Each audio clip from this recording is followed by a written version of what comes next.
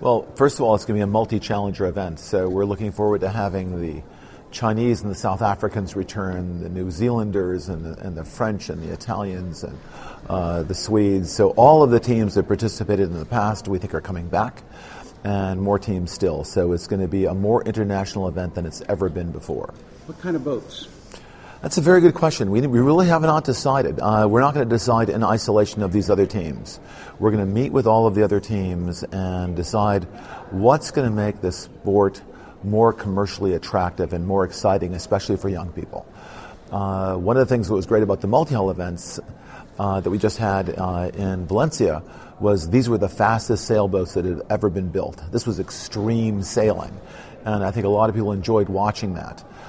So there are a bunch of people who love the tradition of the America's Cup and monohulls, and the younger generation kind of loves these really fast, extreme end multi-hulls.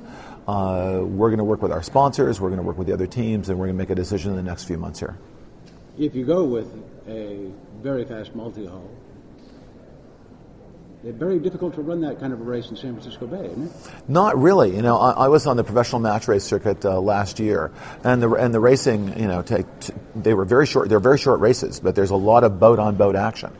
In San Francisco Bay, we could, let's say, for example, have 60-foot multi-hulls, match racing on the bay, rocketing up to the weather mark and turning around, rocketing back on 2 laps. The whole race would take 40 minutes. Would be wildly exciting. We'd have cameras on the boats, cameras and helicopters, microphones on the boats. You'd really get a sense of the speed and all of the crew coordination and all of the tactics and strategy go into racing these boats. I think it'd be a wonderful spectator sport. Talk to me a little bit about the money end of it, because when Dennis raced in Perth, his campaign was $4 million. The next time they raced in San Diego, it was 10 times that amount. Yeah. And the next time they raced after that in a traditional regatta, it was twice that. Yeah. So it has gone up exponentially. And that's a huge problem. If we want to have teams from smaller countries participate, and we do, we've got to get control of the budgets. And I think we can do that by going to, we're not going to go back to these multi-hulls like we raced in Valencia, where our boat's 23 stories tall, and we have this enormously complex wing driving our boat. That's a very expensive piece of technology. Very expensive to engineer, very expensive to build, very risky to sail. So we might go to 60-footers with soft sails, still very, very fast boats, but where a campaign can go back to that $2, $3, $4 million. Something where a South African team can put together a few sponsors, the local phone company, a local bank, and enter this international event called the America's Cup. Do you see it then being a race, as it has in the past, for driving technology and innovation, or a race which has also been in the past of sailing skill? Well, I think it's got to be a balance between the two.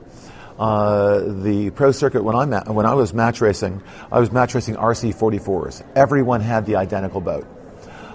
There were 6 of us on the boat, and whoever sailed the boat better that day won the race. It was pure sailing skill and maybe a little bit of luck. In the America's Cup, it's always been a combination of engineering a fast boat, getting some advantages with the technology, and then sailing well. And it's been a combination of the two, and I think a 50-50 split would be about perfect. And I think that's what we want to aim for.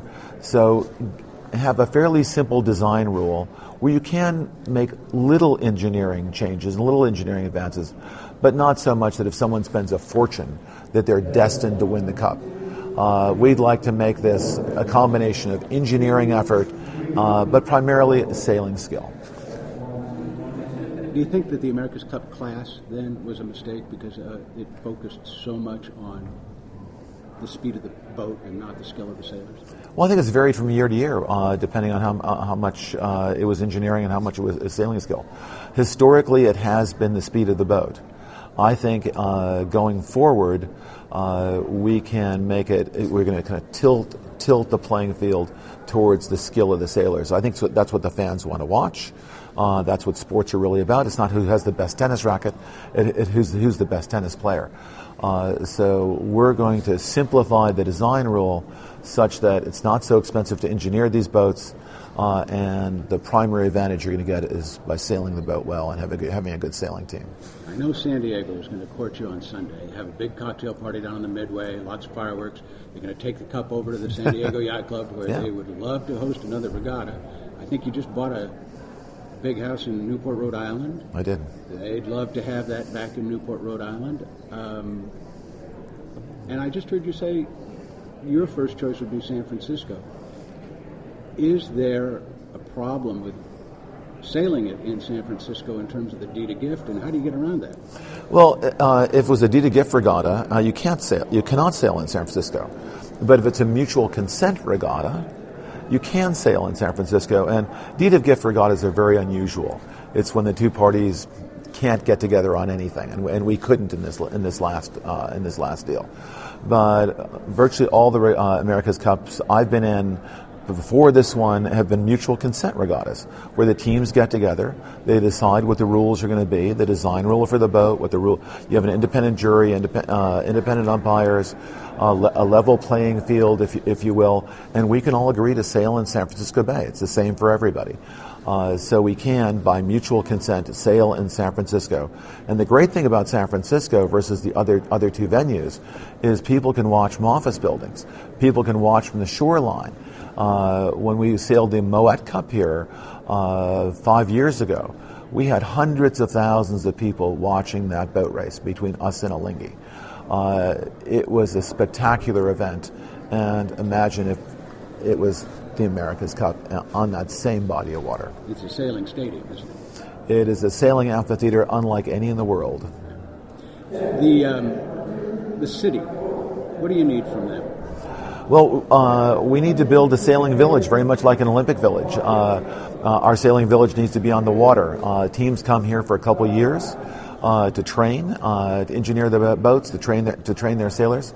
So we need to build a custom marina on the water and have room for a Swedish base, a British base, a couple of French bases, 3 Italian bases, the South Africans, the American teams. Hopefully there'll be multiple American teams challenging us on a Defender Series before the America's Cup, as well as a Louis Vuitton Cup for all of the foreign teams competing to race in the America's Cup. So maybe 16 teams. So is that a space issue or is that a money issue? Because I got to tell you, when the Giants had wanted a new stadium, San Francisco said no.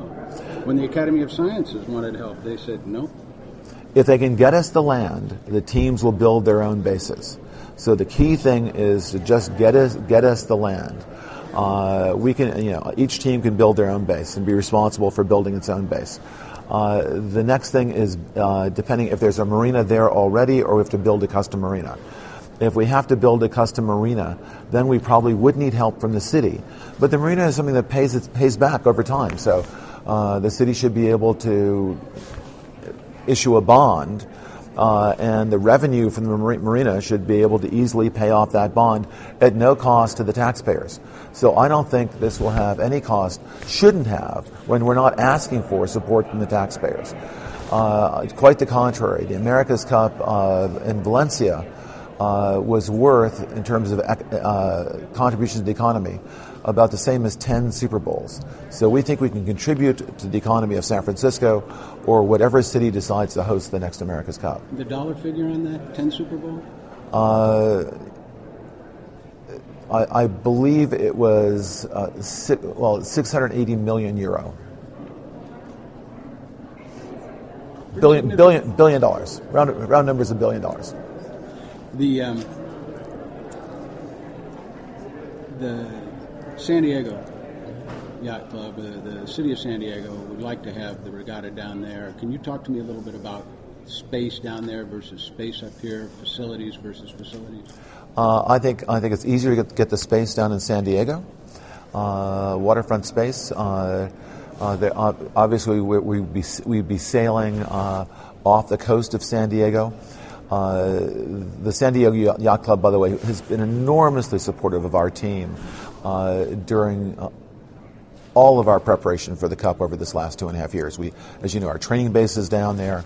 They have been a fantastic host, and we love working with them.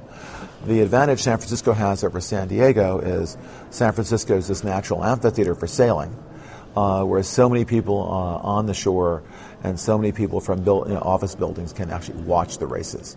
That's something would not be the case in San Diego, and it wasn't the case in Valencia. If you wanted to physically see the races in person, you had to be on a boat. How did the meeting go with the mayor in terms of talking to him about what you needed and his willingness to say, okay? Well, I think the mayor's very excited about this and wants to do it, but there are a lot of government authorities that get involved in these things, and we hope to persuade all of the different government agencies that have to approve the building or the creation of an America's Cup sailing village. Sports guys want me to ask you if you're going to buy the Warriors. I'd love to buy the Warriors, but as far as I know, they're not for sale.